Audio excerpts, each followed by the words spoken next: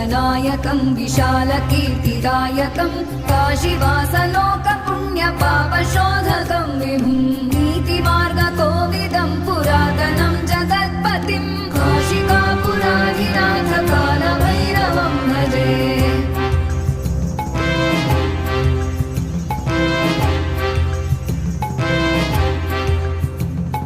कालभैरवाष्टकं पठन्ति ये मनोहर